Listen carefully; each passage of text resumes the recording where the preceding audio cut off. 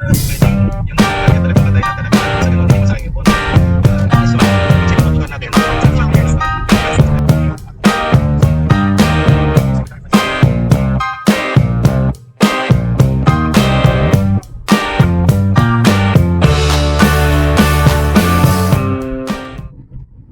old. 450. Yeah. So before they owned by Victor. So this is the golf course, right? Yeah.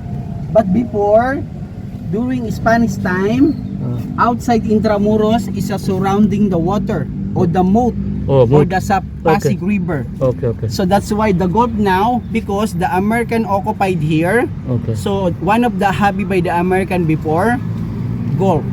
So that's why golf. Oh. Yeah. Okay. So our first place, sir, we go here, Yeah. Puerto Real. So Hassan, okay. So Hassan now, one of the famous wedding reception. Oh. Yeah. So we go up here. Okay. Then we go around the wall. Then the exit here, sir. Exit here. So Okay. me, sir, Oh, yeah. I just wait you outside. Okay. Ha? Okay.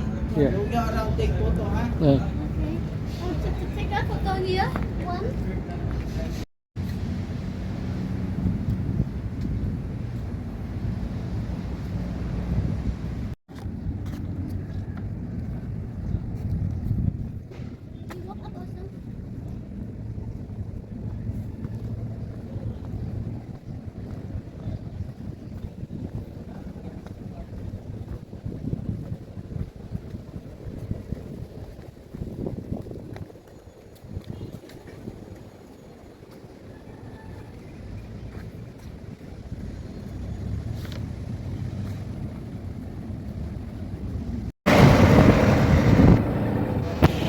So, sir, Intramuros has a pentagonal shape. So, proximity has a 64 hectares. So, the wall is 4.5 kilometers. Yes. So, inside Intramuros, sir, they have 5 barangay. You know barangay? The movement, no. No, barangay is a small community. Oh. So, more than 9,000 individual family live here. Yeah. This I thought this was just an empty place. At this building, sir, this is also the first public high school in Manila. Oh, really? Manila High School, built by the American 1906. So it's still operating.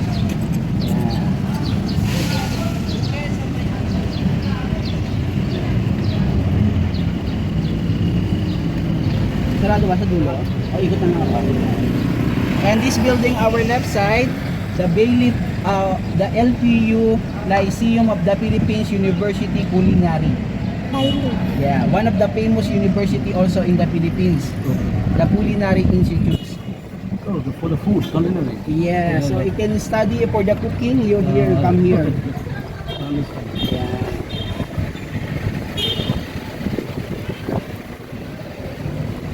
Because as of now, sir, inside Intramuros, they have 5 university. Yeah.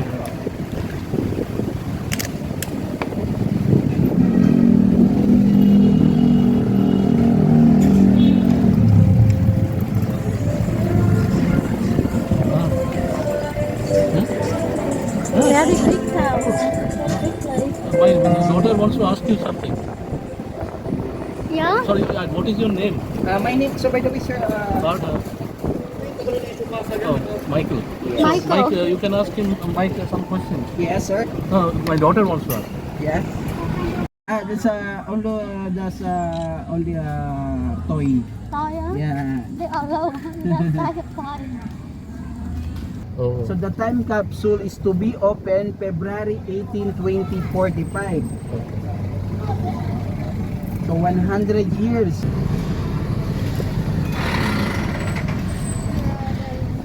One of the Baroque church in the Philippines. Okay. The oldest church in the Philippines.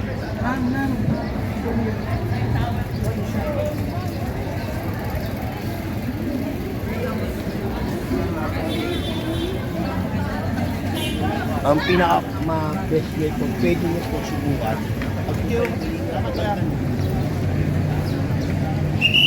Okay, let's follow him.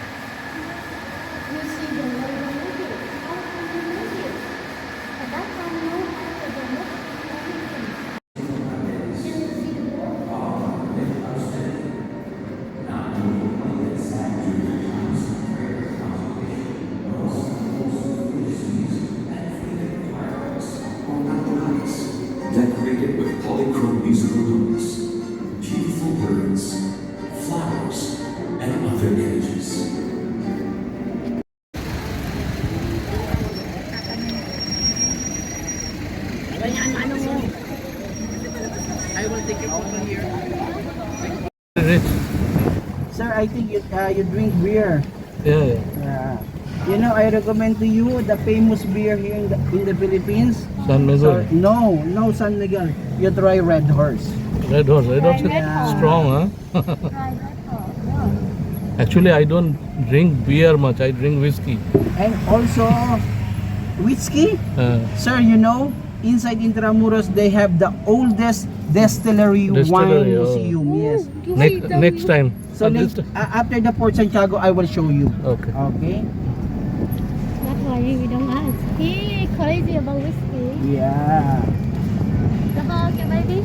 And this building, our right side, this is also 1878 to 1945. This is also the church of the San Ignacio Church. The foreigner can make the wedding in the church. Yes, ma'am. They can do the foreigner. They can make the wedding in the church. The foreign? Foreigner. Yeah. Just say want to make the wedding and then they will do it for you. For me? For foreigner. Ako foreign, yeah. Nice, huh? After 20 years, marry will go there. But that time super old. Maybe only.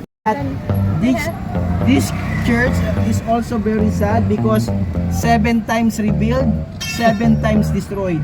Oh, 7 times. Yeah.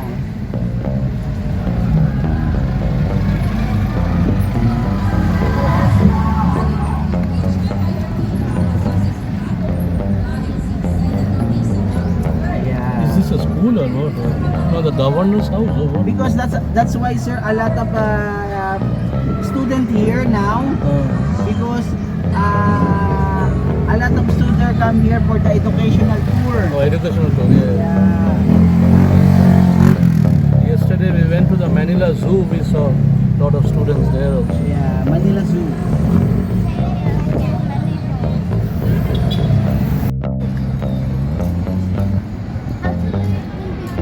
Yeah.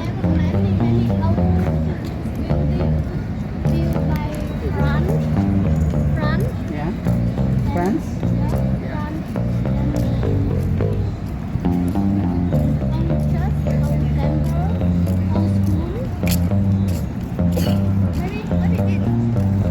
So that's why a lot of building here that's modern, because this is also that a lot of building here that's the honor of the Chinese Filipino.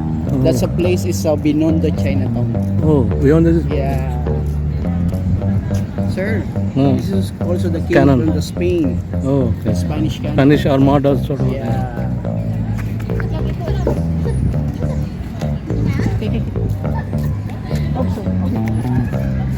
One, two, three. Yeah.